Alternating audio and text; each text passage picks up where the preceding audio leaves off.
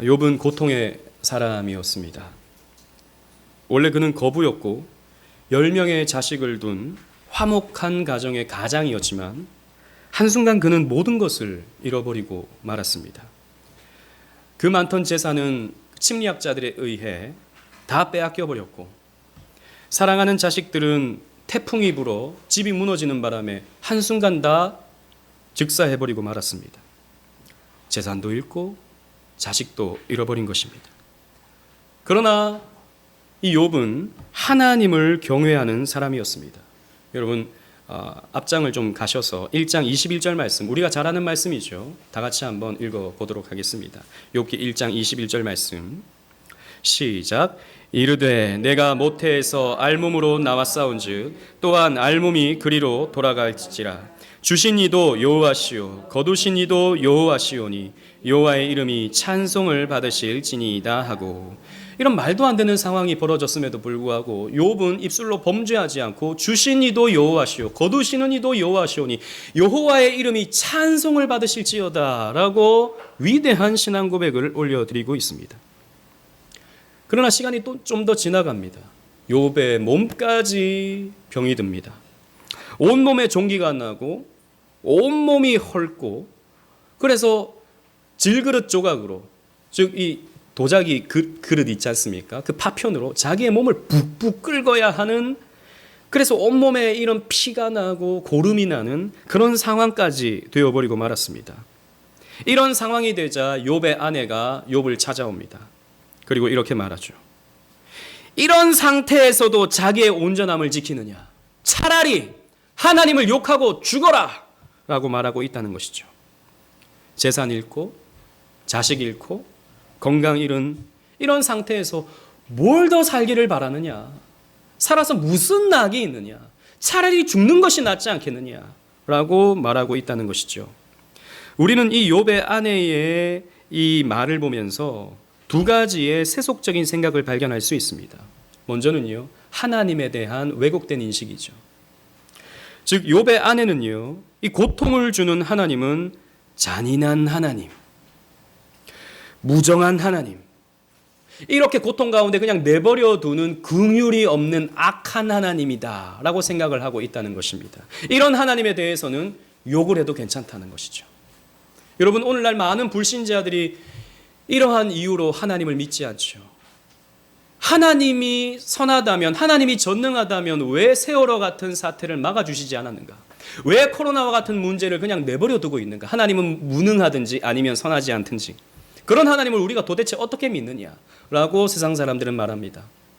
이 부분에 대해서는 제가 몇 주 전에 고통을 주시는 하나님을 어떻게 믿을 수 있는가라는 주제로 우리 오후 시간에 강론을 한 적이 있어요. 여러분 기회가 되시면 한번 찾아보시면 좋겠습니다. 오늘 저와 여러분들이 좀 나누고 싶은 주제는 두 번째 이 여인이 가지고 있는 생각입니다. 어떤 생각이냐면, 고통의 삶은, 이런 자식 잃고 재산 잃고 건강 잃은 이런 삶은, 고통스러운 삶은 가치가 없다, 살만한 가치가 없다라고 생각하는 것이죠. 이렇게 사느니 차라리 죽는 게 낫다라는 생각입니다.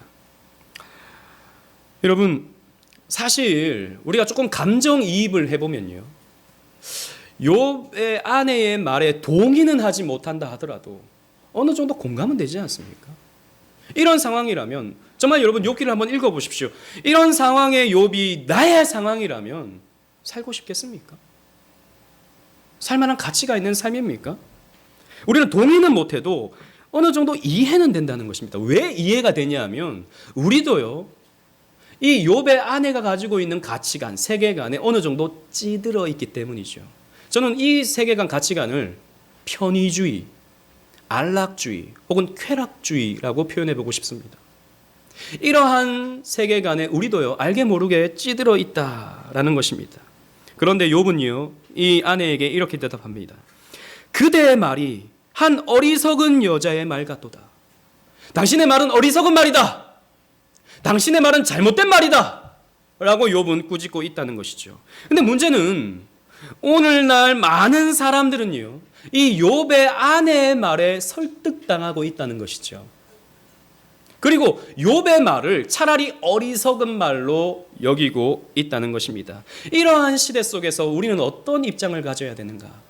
우리는 성경에서 어떤 답을 찾아야 되고 우리가 추구해야 할 가치관과 세계관은 도대체 무엇인가를 생각해보는 시간을 여러분들과 좀 가져보고자 합니다.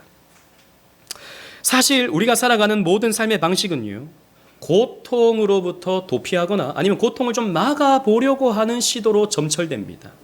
그래서 우리는 돈을 벌죠. 돈이라고 하는 것은 어느 정도의 고통을 막아낼 수 있는 기능을 하거든요. 그래서 우리는 좀 성공하려고 합니다. 성공이라고 하는 것은 좀 더 이런 고통을 컨트롤할 수 있는 위치에 서게 되기 때문이죠. 우리는 그 누구도 고통을 달가워하지 않습니다. 우리는 그 누구도 환난을 좋아하지 않아요. 그래서 우리는 이것을 피하려고 하죠. 피하려고 하는 것이 잘못된 것은 아닙니다. 우리는 본능적으로 고통을 피하게 되어 있어요. 하지만 제가 오늘 말씀드리고 싶은 것은 하나님의 뜻을 거슬러서, 하나님의 말씀을 거슬러서, 하나님이 허락하지 않는 방법으로 이 고통을 피하려고 해서는 안 된다라는 말씀을 여러분들에게 드리고 싶은 것입니다. 그러한 사례가 몇 가지가 있죠. 몇 가지 사례를 좀 살펴보려고 하는데요. 첫 번째는 자살입니다. 욥의 아내는 욥에게 하나님을 욕하고 죽으라 라고 말하고 있습니다. 즉 스스로 목숨을 끊어라 라는 것이죠.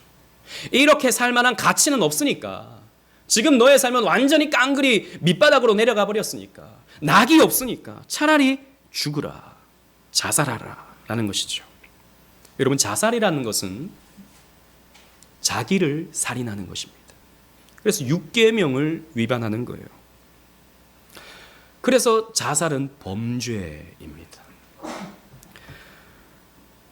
사실 욥도요, 이후에 점점 고통이 심각해지고 친구들이 찾아와서 욥을 오해하고 욥에게 쓸데없는 어떤 조언들을 하면서 실제로 죽고 싶은 생각을 하게 됩니다. 욥도. 그래서 3장에 가면 욥은요, 자신의 태어난 날을 저주하죠. 여러분 3장으로 잠깐 넘어가 보시기 바랍니다. 3장 1절로 2절, 3절, 제가 1절, 2절을 읽고 3절을 여러분들이 읽어보겠습니다. 그 후에 욥이 입을 열어 자기의 생일을 저주하니라. 욥이 입을 열어 이르되, 시작. 내가 난 날이 멸망하였더라면, 산에 아이를 베었다 하던 그 밤도 그러하였더라면, 즉 내가 태어난 날에 이 지구가 멸망했더라면, 내가 어머니의 뱃속에서 잉태되었을 때 차라리 이 세계가 멸망당해 버렸더라면 내가 태어나지도 않았을 것이고, 태어나지 않았더라면 내가 이 고통을 당하지 않았어 됐었을 텐데 라고 한탄을 합니다. 얼마나 고통스러웠으면, 얼마나 힘들었으면. 그리고 이후에요, 욥은 심한 우울증에 빠집니다. 그러면서 하나님을 원망하기도 하죠. 자기의 생명을 저주합니다. 하지만 욥은 자신의 목숨을 스스로 끊지는 않죠. 올해 보건복지부에서 발행한 2022 자살 예방 백서를 살펴보면, 저도 뭐 이걸 보진 못했지만 기사로 봤습니다. 2020년 자살자가 우리 대한민국에서 13,195명이었다고 합니다. 13,195명. 그러니까 명확하게 자살로 죽은 사람, 이건 뭐 빼도 박도 못하고 이건 명확하게 자살로 죽었다라고 여겨지는 게 이 숫자입니다. 생각보다 여러분 많지는 않다라고 생각할지 모르시겠습니다만, 여러분 2020년이 어떤 해였죠? 코로나가 팬데믹 된 상황이었습니다. 난리였죠.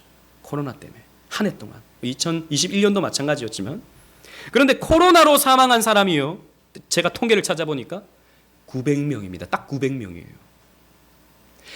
자살해서 죽은 사람이 코로나 때문에 죽은 사람보다 14배가 많습니다. 뭐가 심각한 문제죠? 코로나가 문제가 아닙니다, 여러분. 자살이 훨씬 더 심각한 문제라는 것이죠. 얼마 전에 여러분 기사를 보셔서 알 겁니다. 한 가정이 완도에서 실종이 돼버렸어요. 한 아이가 학교에서 체험학습을 간다고 신고를 하고 떠났는데 한 달이 돼도 학교를 나오지 않습니다. 그래서 경찰들이 조사를 해보니까 완도로 그 차가 들어가는 것은 봤는데 나오는 그런 영상이 없는 거예요. 조사를 해보니까 이제 한 가족이 차에서 이제 바다로 빠져서 죽은 겁니다. 자초지종을 보니까 수면제를 먹고 온 가족이 자살한 거예요.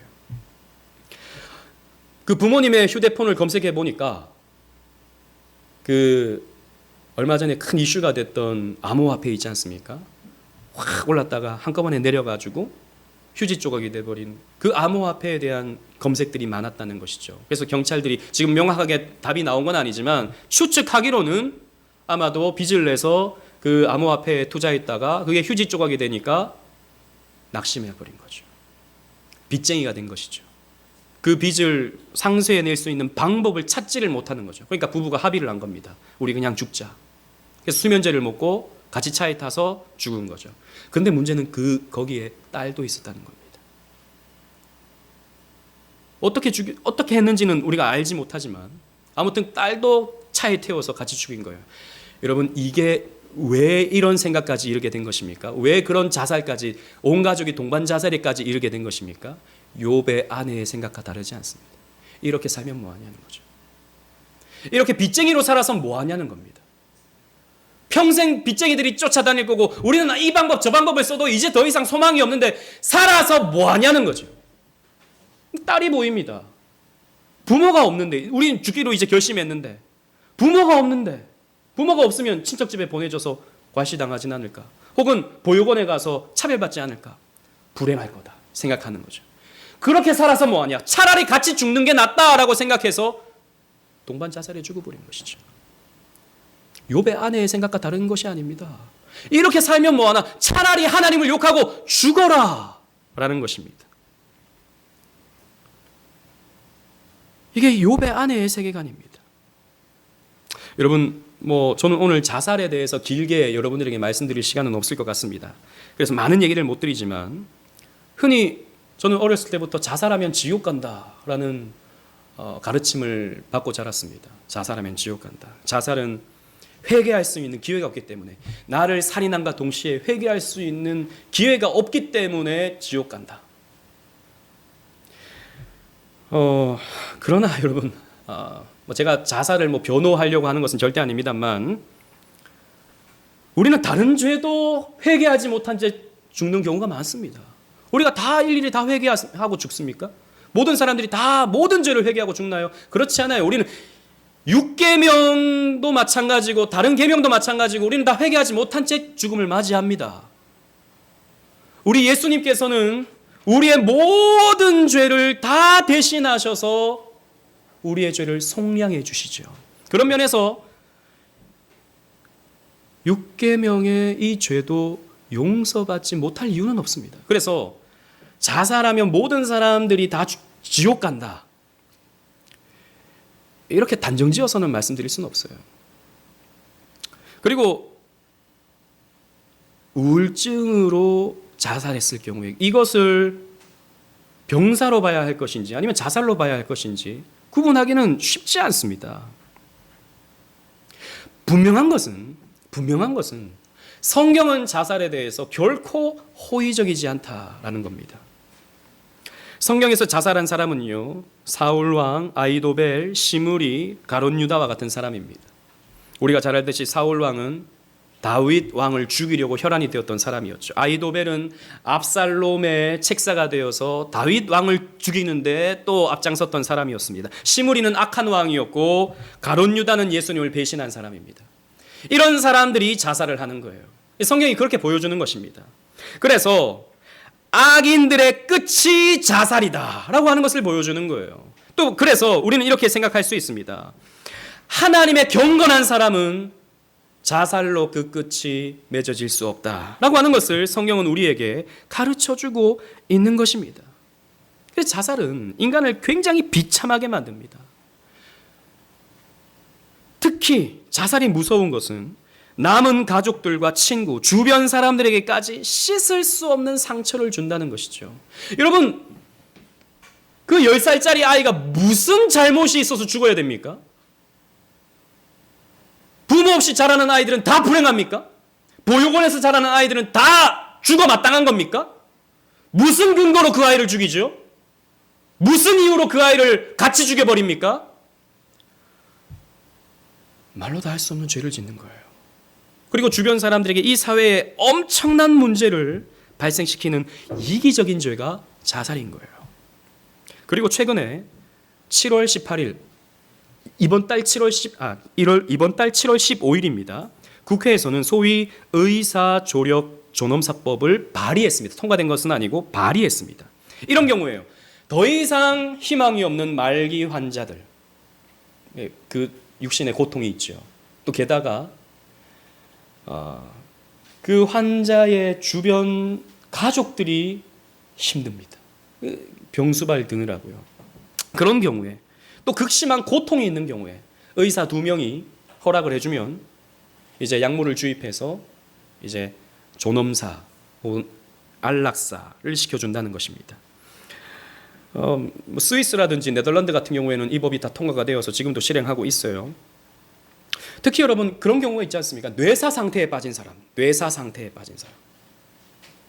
이런 사람들은 뭐 몇 년이 아니라 10년, 20년도 살거든요. 그러면 뭐 당사자도 당사자지만 그 가족들이 너무 힘든 거예요. 이런 경우에 뭐 네덜란드에서는 안락사를 시키죠. 뇌가 죽었으니까 그 사람이 죽었다라고 보는 것입니다. 그런데 여러분 성경적 관점을 한번 생각해 보십시다. 뇌가 기능이 멈추면 그 사람은 죽은 사람으로 봐야 되는가? 성경에서 사람이 어떻게 생명이 부여됩니까? 하나님이 흙으로 육신을 빚으시고 그 코에 호흡을 불어넣으시죠. 생기를 불어넣으십니다. 호흡이란 말이거든요. 그때 인간은 네페시 하야, 즉 살아있는 존재가 됩니다. 이런 면에서 봤을 때 성경의 관점은요, 호흡을 하는 존재가 살아있는 존재로 보는 것이죠. 뇌사 상태는 어떤 상태입니까? 호흡은 하는 상태입니다. 움직이질 못하는 것이죠. 물론 그 사람의 의식이 어떤지 구체적으로 알지 못합니다. 호흡은 하고 있는 거예요. 그러면 그 사람은 살아있는 존재로 봐야 되는 것이죠. 올해 서울대병원에서 연구팀에서 조사를 했습니다. 지난해 성인 1000명에게 조력사, 즉 안락사에 대한 의견을 물어봤을 때 76%의 사람들이 찬성했다고 해요. 이런 경우에 그냥 빨리 그냥 안락사 시키는 것이, 조력사 시키는 것이 낫지 않겠냐. 76%의 사람들이 찬성을 했다고 합니다. 5년 전에 똑같은 조사를 했었는데요. 그때는 50%였다고 해요. 5년 만에 26%의 사람들이 더 동의를 하게 된 것입니다. 도대체 어떤 사고가, 어떤 생각이 이 사람들의 생각을 바꿔놓게 된 것이죠? 욥의 아내의 생각과 똑같은 생각입니다. 이렇게 사느니, 이렇게 고통을 받느니 차라리 죽는 게 낫다라는 것입니다. 고통을 당하면서 괴롭게 사는 것은 인간답지 못하다라고 하는 편의주의적인, 안락주의적인 생각인 것입니다.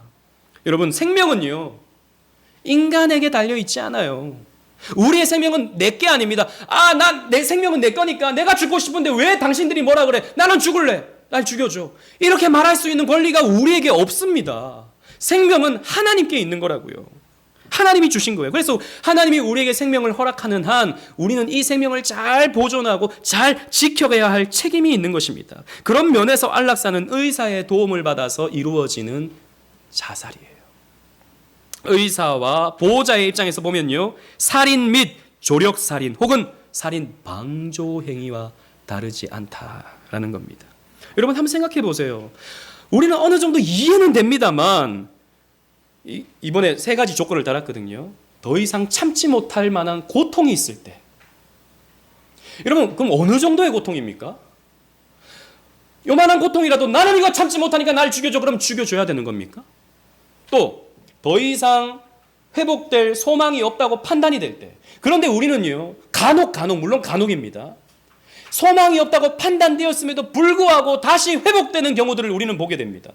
그죠? 치료 과정 가운데서. 그리고 의사 2명이 동의를 해줄 경우에 그러면 이건 또 심각한 문제를 발생시켜요. 그러니까 가족 중에 어떤 가족을 죽이고 싶어요. 나쁜 마음을 먹고 의사 2명이 동의를 합니다. 이 사람은 죽여도 된다. 악용될 수 있는 소지, 살인할 수 있는 소지를 주게 되는 것입니다. 그래서 이런 조력 존엄사, 말은 존엄사지만, 말은 안락사지만 여러분 살인 방조 행위와 다를 바가 없는 것입니다. 욥의 아내의 세계관을 갖고 있는 것이죠. 그리고 여러분 낙태도 마찬가지예요. 연장선에서 본다면 여러분 이런 경우 있지 않습니까?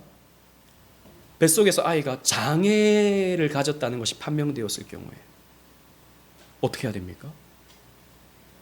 이 아이가 태어나면 이 아이도 힘들고 부모도 힘들 것 같아요. 그런 경우에 낙태를 하는 경우가 굉장히 많죠. 왜요? 서로 힘드니까. 그런데 여러분 한번 생각해 보십시오. 그런 논리라면, 똑같은 논리라면 장애를 가져서 힘드니까, 장애를 가진 가족들이 힘들어지니까 낙태를 할 수 있다면, 그러면 장애인을 둔 가정은 어떻게 되는 겁니까? 장애인은 또 어떻게 되는 거예요? 장애인을 그러면 죽여도 돼요? 너 불행하니까 너 죽여줄게, 이래도 되는 겁니까?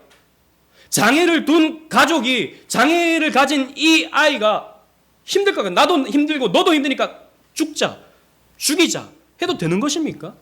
우리는요, 아동학대에 대해서는 학을 뗍니다. 뉴스에서 정인이 사건이 일어났을 때 인간의 탈을 쓰고 어떻게 인간이 저런 짓을 할 수 있냐고, 어떻게 저런 악을 행할 수 있냐고 난리를 피웁니다만, 뱃속에서 아이에 대한 학대에 대해서는 우리는 잠잠하죠. 여러분, 성경은요, 뱃속에 있는 아이 때부터 인격을 가졌다고 말합니다. 그래서 다윗은 고백하기를 내가 모태에서부터 하나님을 인식했다라고 고백하고 있지 않습니까? 내가 하나님의 지음을 모태에서부터 하나의 인격체인 거예요. 그런데 뱃속에 있을 때 아이를 학대하는 것은 아무렇지 않게 여기고 나와서는 아이를 학대하면 안 되는 것입니까? 이런 심각한 문제가 발생하게 되는 거예요. 여러분 보십시오. 우리는 안락한 삶, 편의적인 삶, 평안한 삶을 위해서 너무나도 무시무시한 생각을 아무렇지 않게 하고 있는 것이죠. 게다가 조금 범위를 좀 넓혀서 최근 28일이죠. 이번 주였습니다. 통계청에서 발표를 했어요. 대한민국 정부 수립 후 72년 만에 처음으로 인구가 줄었다고 해요. 인구 감소가 문제다라는 말씀을 드리고 싶은 것이 아닙니다. 왜 인구가 감소했느냐에 대한 원인이 문제라는 것이죠. 결혼을 하지 않기 때문입니다. 자식을 낳지 않기 때문이에요. 우리 젊은 세대들이 갖고 있는 세계관 가운데 이 비혼주의 혹은 무자녀주의가 점점 빠르게 확산되고 있는 것입니다. 왜 결혼하지 않으려고 하죠? 여러 가지 이유가 있습니다. 물론 여러분, 결혼하고 싶어도 결혼하지 못하는 경우들이 많아요. 또 최근에는 또 특히 믿음을 가진 사람들 중에는 이 믿음의 배우자와 결혼하기 위해서 기다리다가 결혼 시기를 놓쳐버리는 그런 경우들이 꽤나 있죠. 하지만 그건 논외로 치고요. 결혼하면 힘드니까, 자식을 낳으면 힘드니까 결혼을 하지 않으려고 하는 이런 모습들이 많더라는 것이죠. 실제로 우리 젊은 친구들이 이제 앞으로 결혼하려고 하면요, 너무 힘들어요. 집을 구하는 것부터가 너무 힘듭니다. 정말 이건 사회적인 문제라고 생각해요. 빨리 이 문제를 해결해야 된다고 봅니다. 집을 구하는 것부터가 문제예요. 게다가 그 이후에는 결혼으로 발생되어지는 여러 가지 신경 써야 될 시댁과 또 친정과 이런 관계의 문제, 처가와의 관계 문제, 이런 여러 가지의 문제들이 얽히고 설키는 거예요. 결혼하게 되면서 챙겨야 될 게 너무 많아지니까 그런 것들이 다 귀찮다는 겁니다. 거기에 대한 사용되어지는 비용들, 그리고 정신적인 에너지들 너무 낭비되는 게 싫다는 거죠. 그래서 나 한 사람 그냥 즐겁게 사는 게 좋겠다라고 생각해서 우리 젊은 친구들 가운데는 결혼하기 싫고 나는 그냥 연애만 했으면 좋겠다라고 말하는 사람들이 꽤나 많아요. 제 주변에도 그렇게 말하는 사람들이 몇 명 있었습니다. 그런데 문제는 여러분, 연애, 좋습니다. 연애를 하면 외로움을 달랠 수 있죠. 근데 연애는 뭐죠? 연애입니다. 언젠가는 헤어져요. 결혼은 뭐죠? 내가 이 사람과 끝까지 살겠다라고 약속을 하고 공개적으로 그것을 언약으로 맺는 것 아닙니까? 근데 연애는 그게 아니죠. 언제든지 네가 마음에 들지 않으면 우리 서로는 합의하에서 헤어진다라고 하는 것이 연애입니다. 언젠가는 헤어지죠. 헤어지면 또 외롭죠. 또 외로우면 또 다른 사람을 만나죠. 계속 그것이 반복되는 겁니다. 문제는 점점 나이는 들어간다는 것입니다. 문제는 점점 매력을 우리는 잃어간다는 것이죠. 그때는 누가 나를 사랑해주고 그때는 나의 외로움을 누가 채워줄 수 있는가에 대한 심각한 문제가 발생하죠. 즉 결혼이라는 고통을 피하면요, 결국에는 더 큰 문제가 발생하죠. 자식도 마찬가지입니다. 여러분, 자식을 키우는 것 쉽지 않아요. 정말 힘듭니다. 자식을 키우는 건요, 내 몸을 다 갈아서 이제 키우는 건 아닙니까? 특히 우리 여성분들 같은 경우에는 그 20대, 30대 가장 꽃다운 나이, 가장 뭐랄까요? 가장 아름다운 나이에 아이를 키우면서 정신적으로, 육체적으로, 외모적으로 메말라 버리죠. 아이 키우고 나서 보니까 이제 나는 뭔가 그런 생각이 들지 않습니까? 힘든 일입니다. 그런데 여러분, 아이를 낳지 않으면, 물론 아이를 갖고 싶어도 못 낳는 경우가 있죠. 그런 건 논외로 치고, 아이를 낳지 않으면 어떻게 되죠? 결혼이라고 하는 결속을 버텨낼 재간이 없습니다. 여러분, 결혼이라고 하는 그 관계를 여러분 다 경험해 보셨을 겁니다. 내가 이 남자랑 도대체 살아야 되나? 고민하면서 참자. 왜 참습니까? 우리 아이를 위해서 참자. 참아 버텨오니까 그래도 오늘날 또 괜찮은 거예요. 참다 보니까. 아무튼 아이는요. 아이를 낳아보면 여러분 다 경험을 해보실 겁니다. 아이를 낳아보면 이 아이에게서 빛이 나죠. 저는 우리 유건이를 아까 봤는데 유건이를 보면서 뒤통수에서 빛이 나더라고요. 여러분 다 마찬가지일 겁니다. 잘났든 못났든 아이를 보면 빛이 나요. 영광을 봅니다.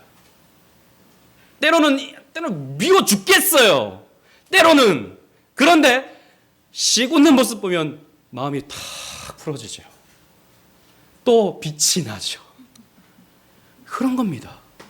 여러분, 인간은 사랑함으로써 영광스러워지는 존재입니다. 사랑함으로써.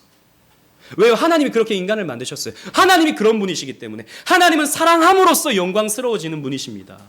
그래서 인간도 마찬가지예요. 사랑함으로써 영광스러워질 수 있어요. 연애도 좋아요. 그런데 연애도요, 내가 언제든 이 사람과 헤어질 수 있다라고 하는 것과 내가 이 사람을 위해서 내가 평생을 바치겠다고 하는 것과 다른 겁니다.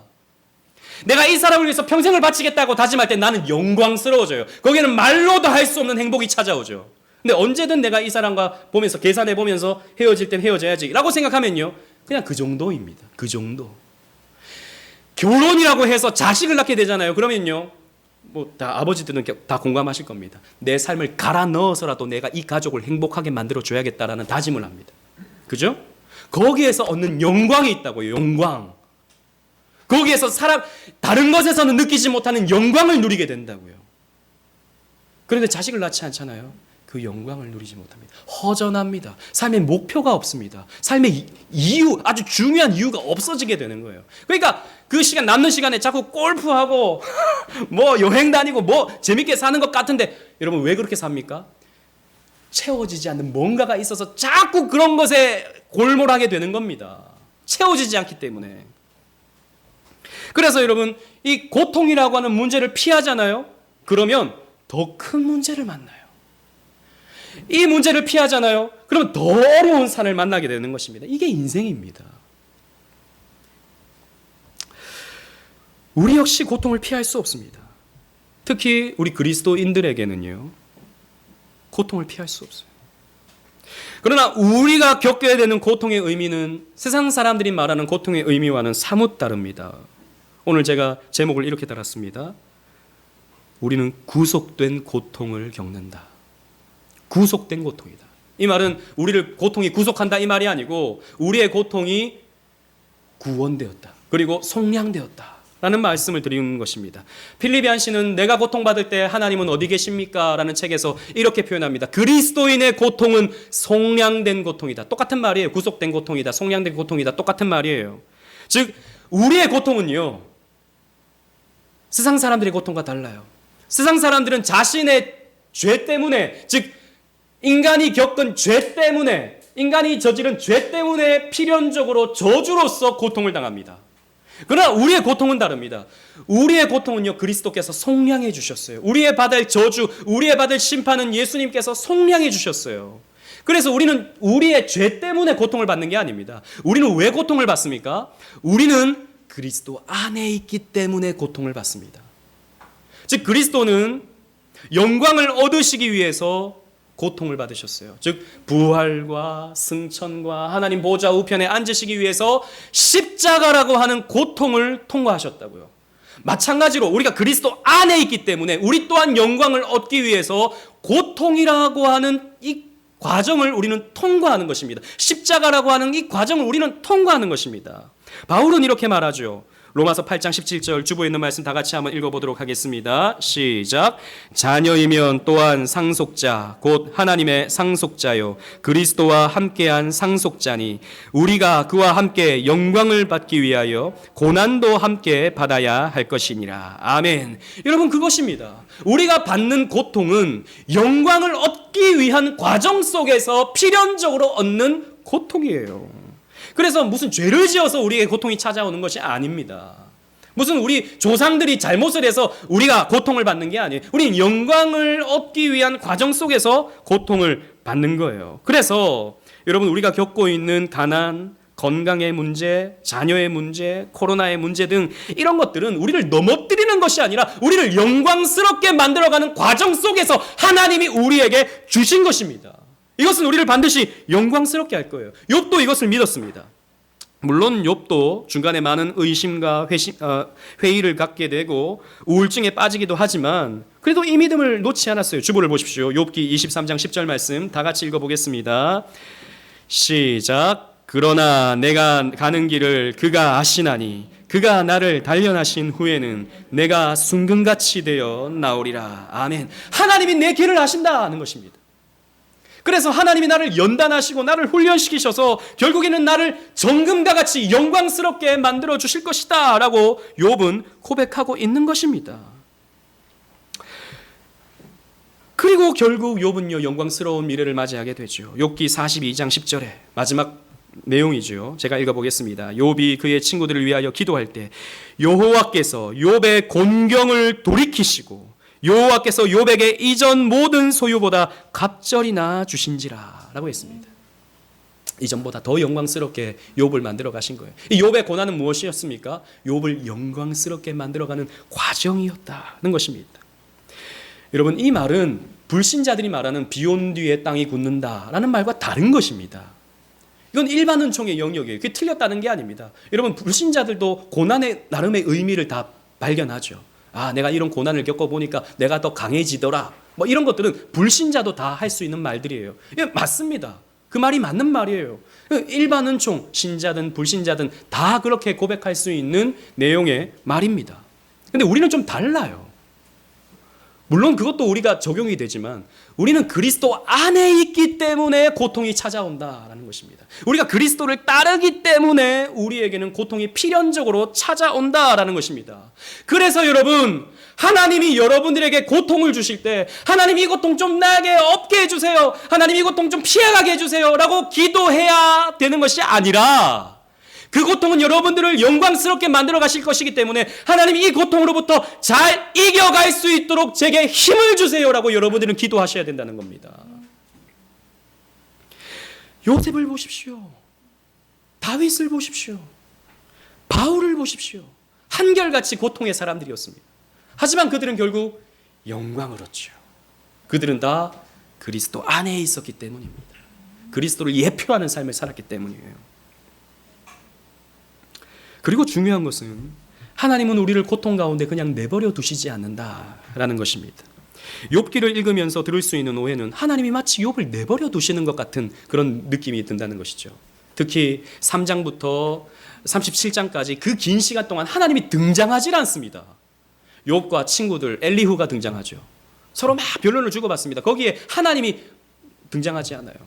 그래서 하나님이 마치 욥을 그냥 내버려 두고 그냥 모른 척 하시는 것 같은 그런 느낌이 든다는 것이죠. 그런 하나님이 좀 매몰차게 느껴지고 하나님이 너무 차갑게 느껴지는, 게다가 인간이 당하는 고통이라고 하는 것은 너무 고통스러운데 하나님은 그래 한번 시험해보지 뭐 이러면서 그냥 아무렇지 않게 욥을 시험 가운데 던져두는 것 같은 그런 느낌이 든다는 것이죠. 하지만요, 욥을 전체로 읽어보면 하나님은 결코 욥을 내버려 두시지 않으십니다. 하나님이 38장부터 41장에 등장하셔서 말씀을 주시는데 어떤 말씀을 주시냐면 욥이 내어놓았던 불평과 원망과 의심에 대한 답변을 하나님이 조목조목 해주시죠. 여러분, 이것이 무엇을 의미합니까? 하나님이 욥의 말을 다 듣고 계셨다라는 겁니다. 욥이 힘겨워할 때, 욥이 답답해할 때, 욥이 눈물을 흘릴 때 그것을 하나님께서 다 지켜보고 계셨다라는 거예요. 게다가 여러분, 왜 욥이 극단적인 상황까지 가지 않았을까요? 왜 욥이 삶을 포기하지 않았을까요? 왜 욥은 그런 어려운 상황 가운데서도 스스로 목숨을 끊지 않았을까요? 우리는 배후에서 역사하시는 하나님의 그 손길을 바라볼 수 있어야 됩니다. 하나님이 욥을 지키셨기 때문이에요. 여러분, 우리는 하나님의 지키심을 하나님이 우리의 건강을 지켜주시고 우리의 물질을 지켜주시고 우리의 삶을 지켜주시는 것으로 제한합니다.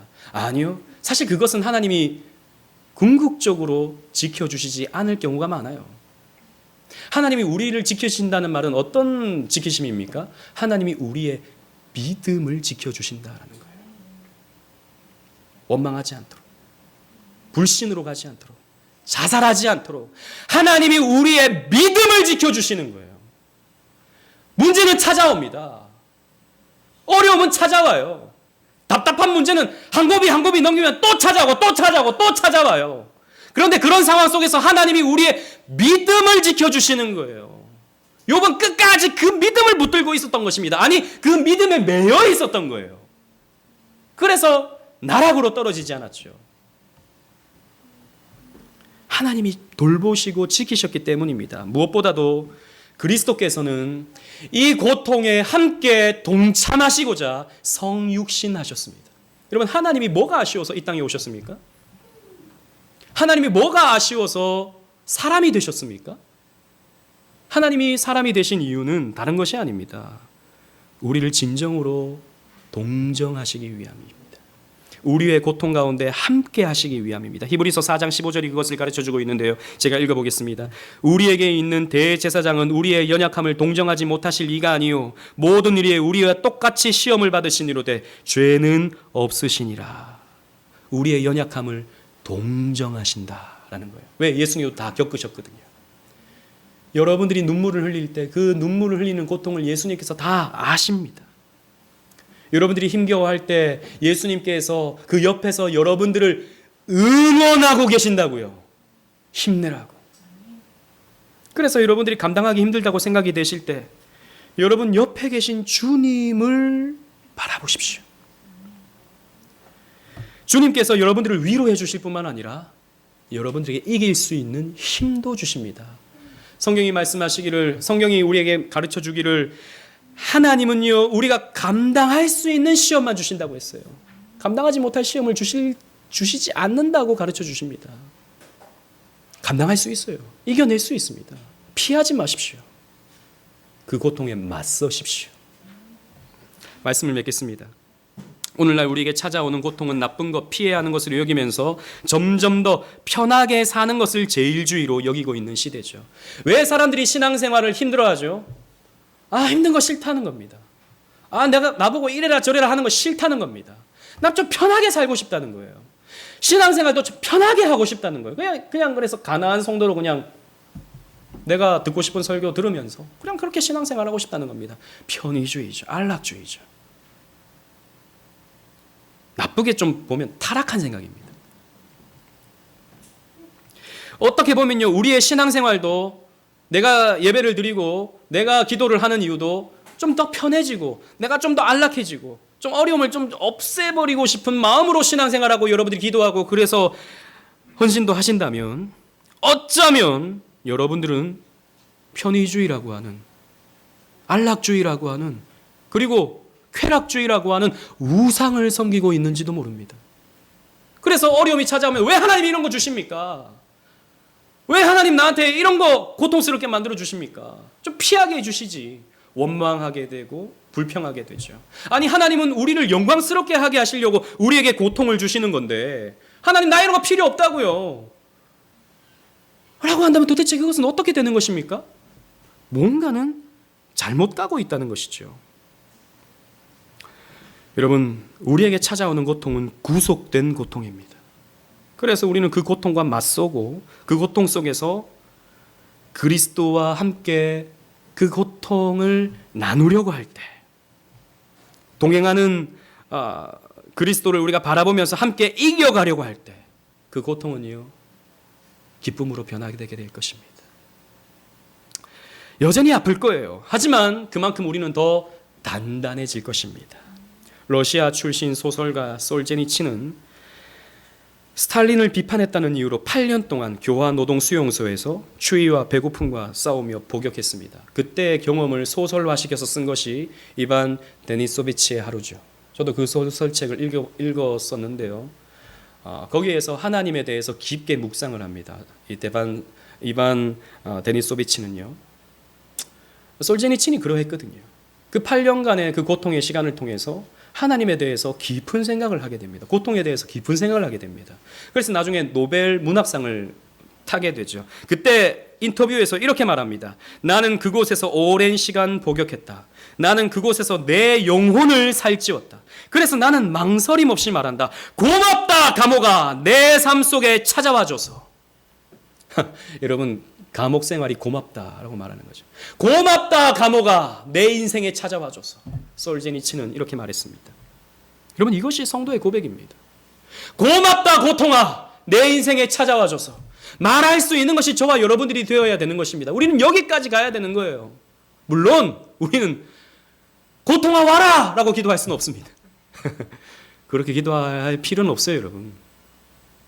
그러나 고통이 여러분들에게 찾아왔을 때 고맙다 고통아, 내 인생에 찾아와서 나는 이 고통을 이길 것이고 나는 더 영광스러워질 것이다 라고 담대하게 나아갈 수 있는 것이 저와 여러분들인 것입니다.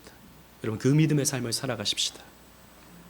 지난주에 우리 시편 73편을 통해서 왜 성도에게 고난이 찾아오는가에 대해서 의심을 가졌던 그 아삽의 고백을 살펴본 바가 있었습니다.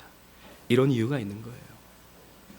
그래서 고통에 당당히 맞서고 고통을 이겨나가는, 그래서 굳건한 믿음으로서는 저와 여러분들 되시기를 주님 이름으로 축원합니다. 아멘.